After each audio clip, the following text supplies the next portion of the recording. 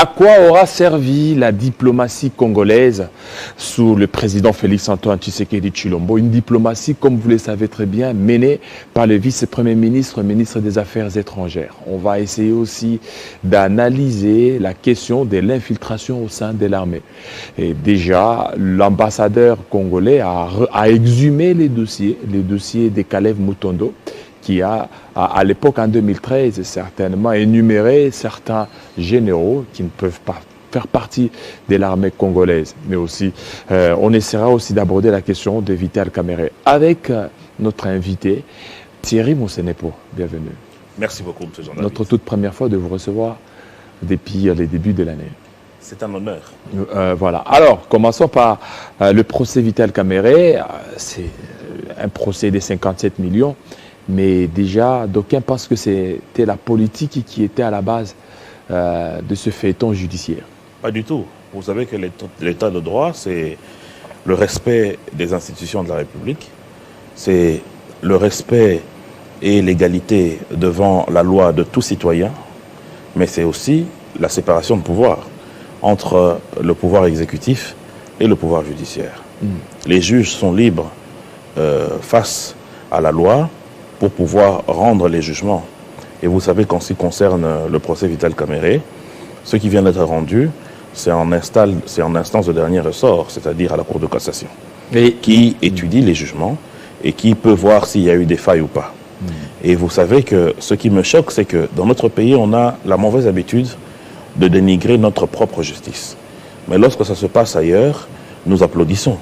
Lorsque la CPI, après plusieurs années, a rendu sa liberté à Jean-Pierre Bemba, disant que les charges qui étaient retenues contre lui n'avaient pas de fondement, nous avons applaudi. Ça, c'est 10 ans. Lorsque la CPI a libéré Babbo et Blé-Goudé, nous avons applaudi, plutôt alors que ces personnes ont eu à faire des années dans les prisons de la CPI.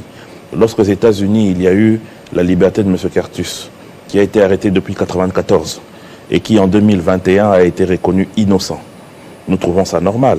Mais lorsque dans notre pays, il s'agit d'une personnalité comme Kamerhe qui, après plusieurs années, est reconnue non coupable, nous disons que c'est la politique. Ce n'est pas sérieux. Une année seulement. Et tous les cas que vous aviez évoqués, c'est beaucoup d'années. Hein, au-delà de écoutez, la justice a sa vitesse, M. Jean-David. Ce n'est pas la nôtre. Et vous savez que dans notre pays, on a la malheureuse habitude de toujours croire que ce que décrètent les réseaux sociaux, c'est ce que décrète la vie, c'est ce que décrète la loi. C'est-à-dire que lorsque sur les réseaux sociaux, on condamne M. Jean-David et on le peint comme un voleur, cela devient une vérité, ce qui n'est pas le cas. Et puis deuxièmement, il ne faut pas oublier que l'état de droit que nous prônons aujourd'hui, ce n'est pas sur le faciès. C'est-à-dire que pour que ça marche, il faut que telle ou telle autre personne soit en prison pour que pour nous l'état de droit marche. La justice, elle étudie les dossiers sans état d'âme, c'est sur base des pièces que les choses sont scrutées au regard de la loi pour rendre un jugement digne pour le peuple congolais. Et les 57 millions, jusque-là. Mais écoutez, je pense qu'il faut regarder, il faut regarder du côté de la justice et savoir comment est-ce que les choses sont orientées pour savoir si confirmation il y a eu réellement de la disparition de ces 57 millions et si cela est parti dans quelle direction. Alors, parlons certainement de l'agression rwandaise, mais on a vu déjà ici à Kinshasa des brigades d'un parti politique s'attaquer à toutes les personnes qui ont des faciès qui s'apparentent aux Tutsis. Jusque-là, on n'a pas vu Thierry Moussenepo condamné. Mon cher ami, moi je ne peux pas me permettre de me lancer dans cette bataille-là parce que ça va servir l'ennemi. Vous savez qu'aujourd'hui, nous avons dans notre pays des frères et des sœurs qui sont d'origine Tutsi. Nous avons des familles.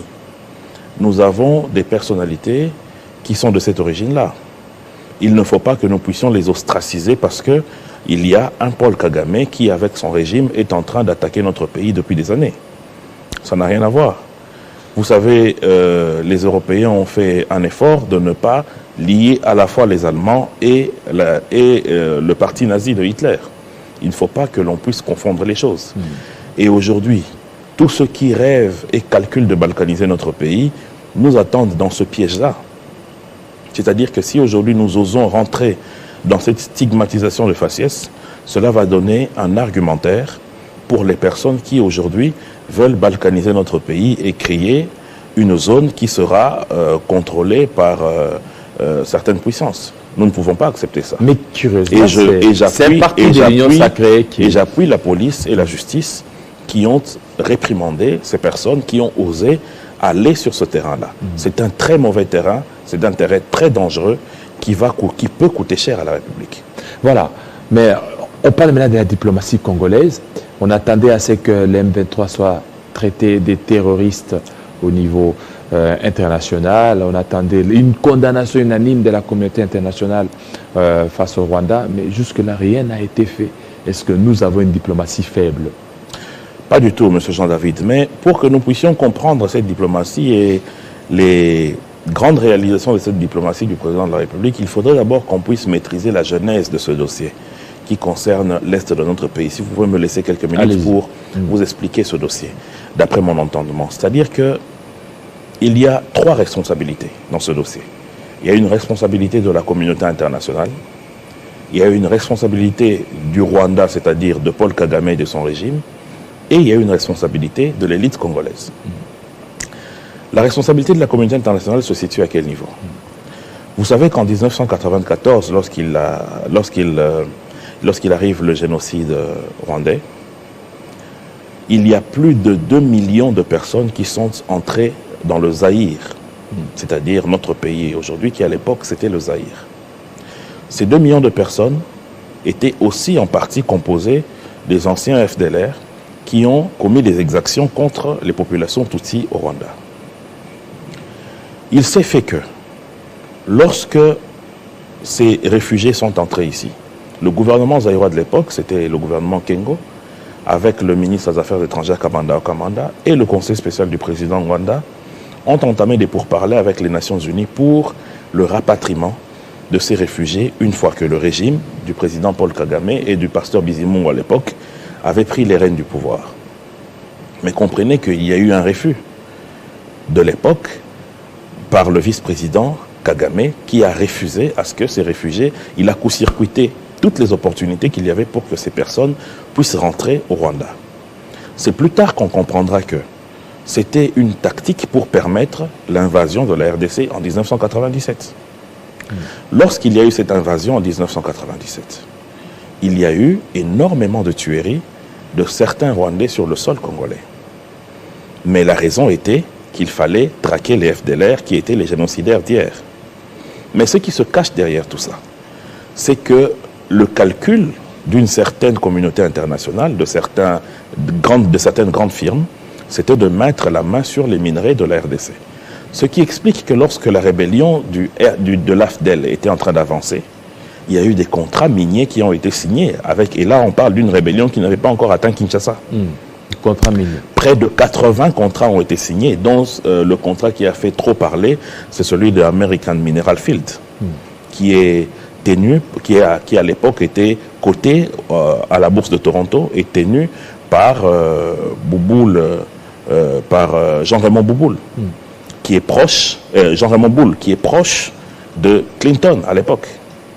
Ce qui explique que lorsque Mouzé finalement atteint Kinshasa avec les troupes rwandaises et après avoir signé tous ces contrats, ils se rendent compte que finalement c'était des contrats léonins qui étaient en train de piller la République et que les Rwandais étaient en train de stigmatiser les populations congolaises et de prendre l'appareil de l'État en otage.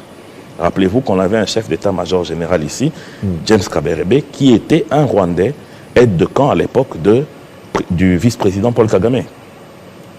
Ce qui explique la première infiltration, parce que quand vous avez un chef d'état-major et des services de sécurité étrangers qui viennent chez vous, ils vous laissent désinfiltrer. C'est la première infiltration. Mouzé rompt tous ces contrats-là, c'est ce qui donne la colère de toutes ces grandes firmes, et c'est là que va commencer la deuxième guerre mondiale d'Afrique. On parle de deuxième guerre mondiale d'Afrique puisqu'il y a eu près de 8 armées qui se sont battues sur le territoire congolais. D'une part, certains pays alliés qui défendaient le gouvernement de Laurent Désiré Kabila et d'autre part, les appuis du Rwanda, notamment l'Ouganda. Et la communauté internationale était où pendant tout ce temps? Elle observait. Ce qui explique même que lorsqu'il y a une expédition punitive que le Rwanda organise à Kitona pour essayer de retourner les militaires ex-phase qui étaient cantonnés pour un séminaire idéologique, l'armée angolaise et l'armée de Mzee Laurent Désiré Kabila les attaquent, ils les prennent en étau. Comment est-ce qu'ils ont trouvé un couloir de sortie?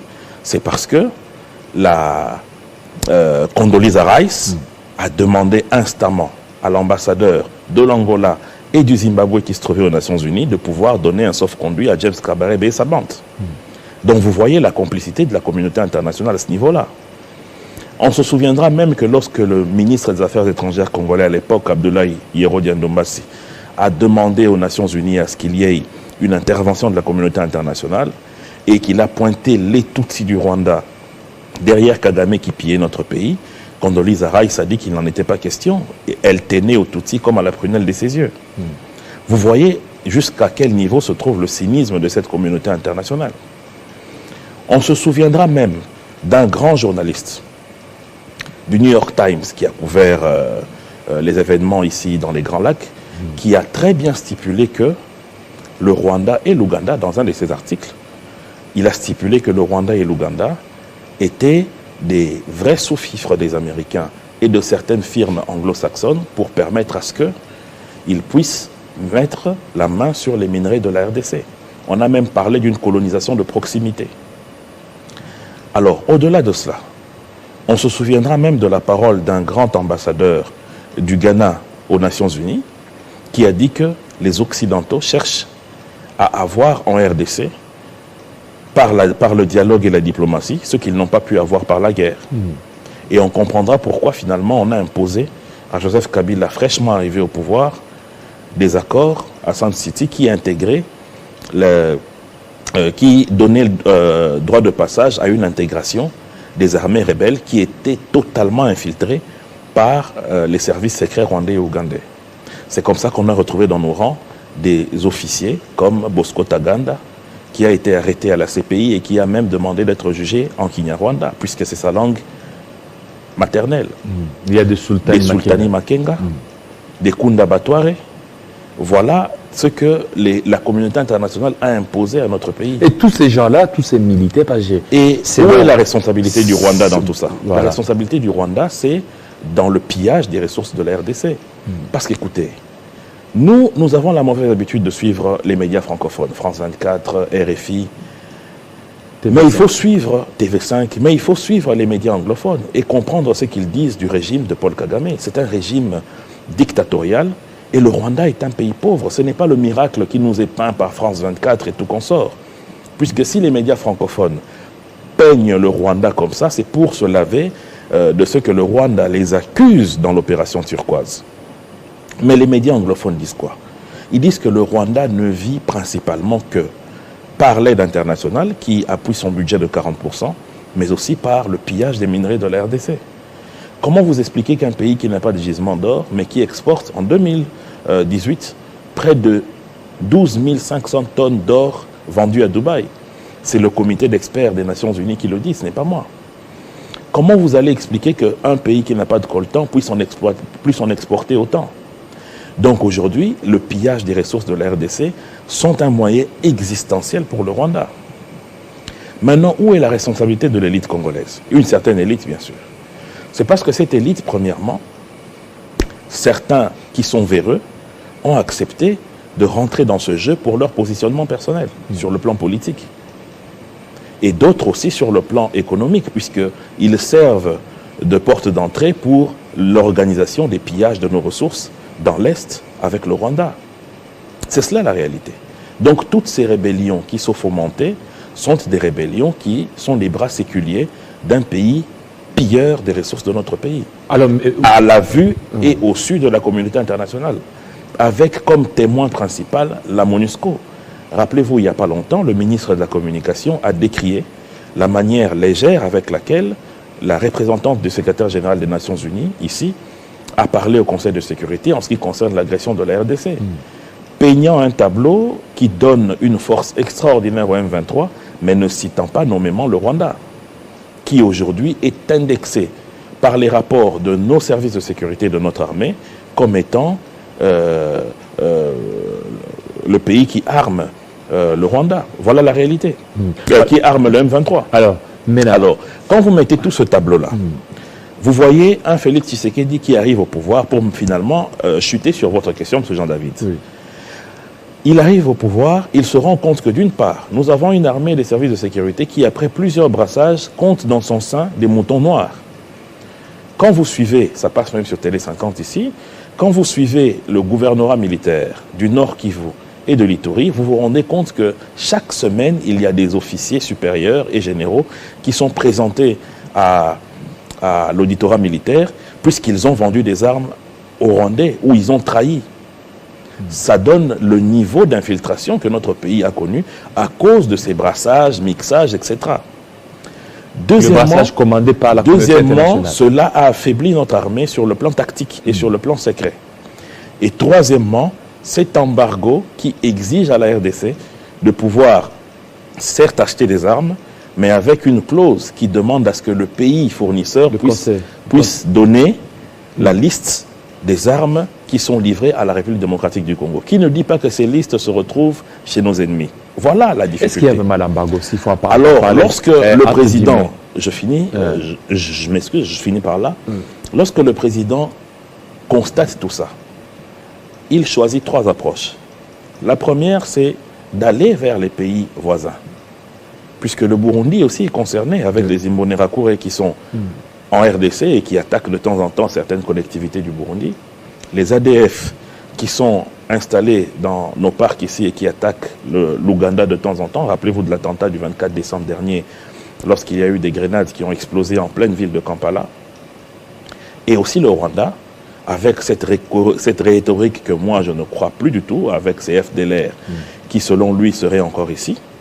Le président les a approchés pour dire, écoutez, nous pouvons jeter des passerelles entre nous, plutôt que de vous faire sous-traiter par ces grandes firmes.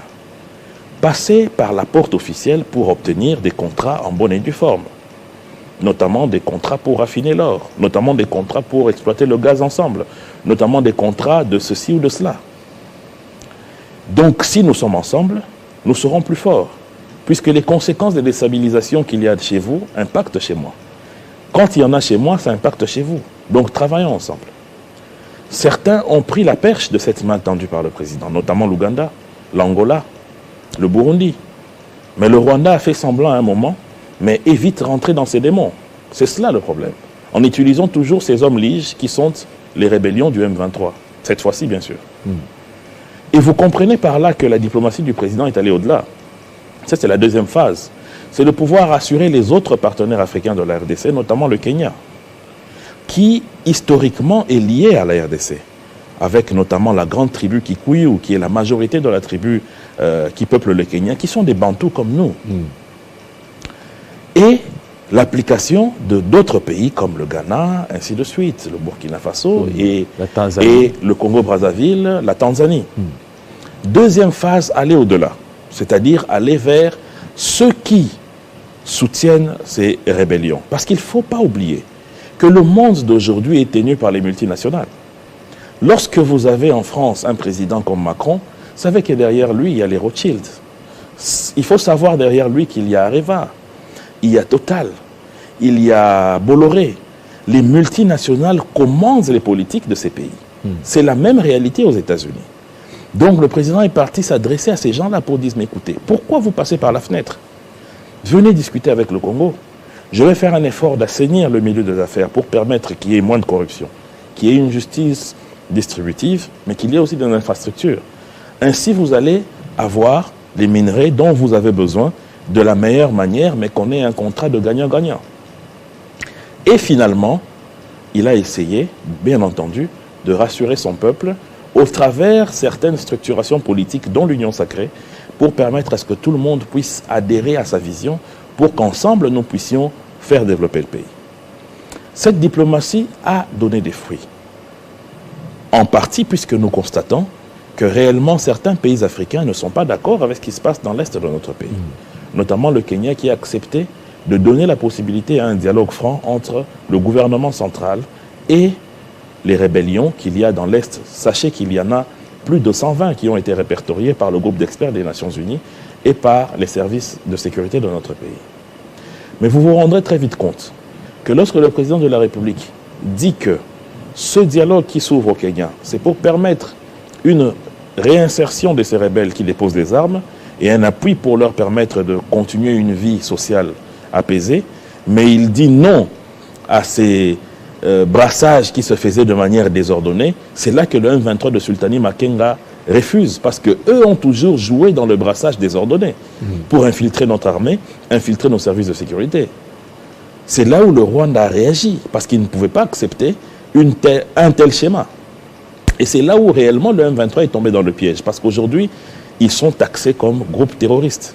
Alors, face à tout cela, moi je me dis que nous les Congolais, nous devons cesser de continuer à croire en une communauté internationale qui joue à un double jeu.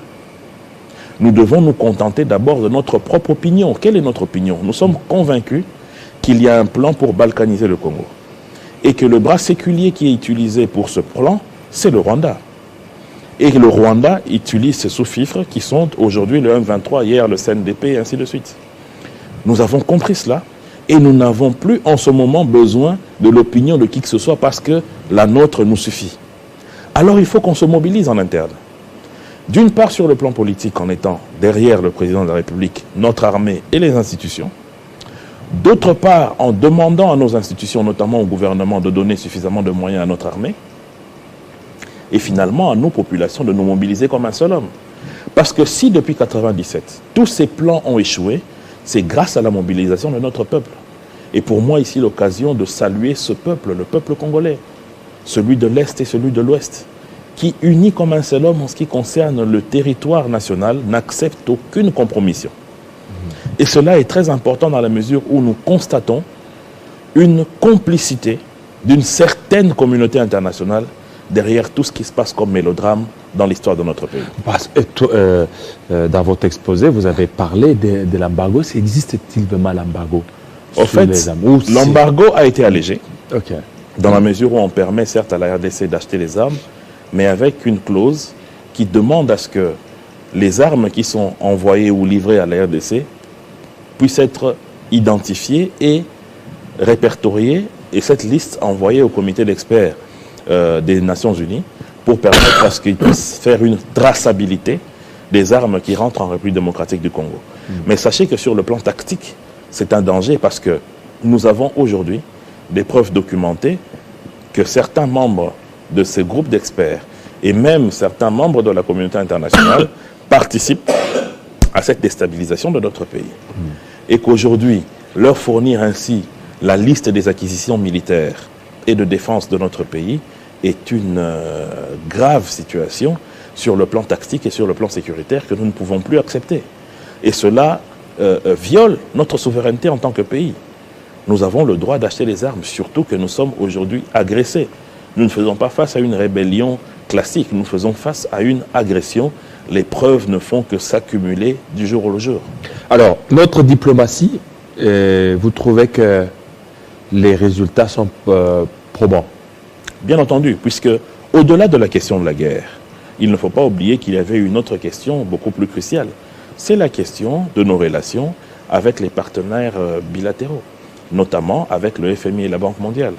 Aujourd'hui, nous saluons le retour de ce partenariat qui a permis notamment à ce que nous puissions avoir une balance de paiement importante après le grand fléau de la Covid-19 qui a causé des inflations dans plusieurs pays. Mais nous avons, certes, grâce à une orthodoxie financière qui a été imposée dans la gestion du trésor public, ça il faut saluer l'œuvre portée par l'IGF, le ministre de Finances. Et au-delà de cela aussi, il y a ces projets qui sont appuyés par la BAD, par la Banque mondiale. Récemment, le ministre des Finances venait de signer avec le Fonds monétaire international un contrat de plus de 200 millions pour 2 projets importants. Donc lorsque vous voyez toutes ces réalisations, on se dit c'est vrai que dans le concours de nations, la RDC a repris sa place. Maintenant, il faut qu'au-delà de cette reprise de place, nous puissions imposer notre vision en ce qui concerne notre pays. Nous devons refuser de continuer à vivre avec des partenaires qui sont hypocrites. On ne peut pas accepter que la MONUSCO, qui est toujours là, qui a des possibilités tactiques, matérielles et logistiques assez suffisantes pour mieux aider les FARDC, continue à faire du tourisme. C'est vrai qu'ils ont un apport important, d'après ce que nous avons comme renseignement. Mais au-delà de cela, nous condamnons le fait que il joue au chat et à la souris en ce qui concerne certaines questions. Mais par exemple, comme aussi l'Ouganda aussi qui fait ses doubles jeux. Tantôt il est avec la RDC, tantôt il est avec le Rwanda. Bon, écoutez, il faut voir l'Ouganda au regard de son gouvernement. Le gouvernement ougandais est avec la RDC. S'il y a certains individus en Ouganda qui ont des postures individuelles, qui sont pro-rwandais ou pro-je ne sais qui, c'est leur affaire. Mais nous traitons de gouvernement à gouvernement. Nous n'allons pas suivre les propos des individus pour en faire des positions gouvernementales. Alors, quid du déploiement de la force régionale? Cette force régionale, vous savez que c'est... Justement, je pense qu'elle est importante. Elle est importante dans la mesure où je vous ai expliqué les vagues successives qui ont permis à ce que le charançon soit dans le fruit. Ces vagues de brassage, mixage de ces groupes rebelles qui étaient suffisamment infiltrés par les forces rwandaises et ougandaises, qui aujourd'hui ont emmené le charançon dans notre armée, bien sûr qui sont en train d'être extirpés au fur et à mesure, ne sont pas d'ordre à pouvoir rassurer la population. Donc sur le plan tactique, nous avons une armée qui est en pleine réforme. Nous avons des brigades qui sont revenues récemment du Gabon, notamment où ils ont subi des formations du Maroc, du Maroc aussi, et d'autres qui viendront d'Israël. Nous avons des nouvelles recrues qui sont en train d'entrer dans les rangs de l'armée. Nous avons un travail de fond qui est en train d'être fait par le ministre de la Défense. Tout cela va permettre à ce que nous puissions avoir une armée de plus en plus aguerrie. Et les résultats sont en train d'être palpables sur le terrain tactique, où on voit que l'ennemi est en train d'avoir des difficultés à avancer. C'est pas encore un autre problème là. On Justement. a connu et aujourd'hui, d'interventions. Non, mais écoutez, ni était l'intervention africaine entre 1998 et 2001. Le pays allait partir, mon cher ami. Si nos frères angolais d'à côté ne nous avaient pas aidés lorsqu'il y a eu cette expédition du RCD en 1998 ici à Kitona, qui ont même coupé l'électricité de la SNEL, mais Kinshasa allait être pris et nous serions rentrés dans les bottes de ces génocidaires, puisqu'ils ont commis réellement un génocide en RDC. C'est comme ça que moi et certaines élites de notre pays, nous prônons pour que chaque 2 août, c'est-à-dire le début de cette deuxième guerre mondiale d'Afrique, qui a occasionné la mort de plus de 6 millions de Congolais, soit considéré comme la date du génocide congolais, puisque c'était un moyen pour éliminer les Congolais afin d'occuper notre espace géographique. Bon, cela est documenté. Tous ces pays-là, lorsque vous prenez le Soudan du Sud, ils ont des rebelles ici au Congo. Vous prenez le Burundi, ils ont des rebelles ici au Congo. L'Ouganda, les rebelles. Le Rwanda, les rebelles. Sauf peut-être la Tanzanie, le Kenya. Alors, vous ne voyez pas que la force régionale ne pourra pas résoudre cette question sécuritaire? Non, ça pourra résoudre parce qu'écoutez, je vous ai dit que le problème de la RDC est aussi un problème de responsabilité de la communauté internationale. Parce que ce que les gens ont tendance à oublier, c'est que lorsque Yoweri Museveni fait sa rébellion, il chasse un président qui était au pouvoir. Les proches de ce président-là se sont constitués en rébellion qu'on appelle aujourd'hui ADF et qui sont dans notre territoire depuis plusieurs décennies. Lorsque le président Habyarimana meurt lors de l'attentat qu'il y a eu en 1994, il meurt avec le président burundais. Cela a occasionné aussi un génocide au Burundi que les gens dont la communauté internationale n'en parle pas. Et la plupart de ceux qui étaient proches de ce président burundais qui a été assassiné ensemble avec le président Juvenal Habyarimana se sont retrouvés sur le territoire congolais, comme réfugiés d'abord, mais ensuite qui sont devenus des rebelles.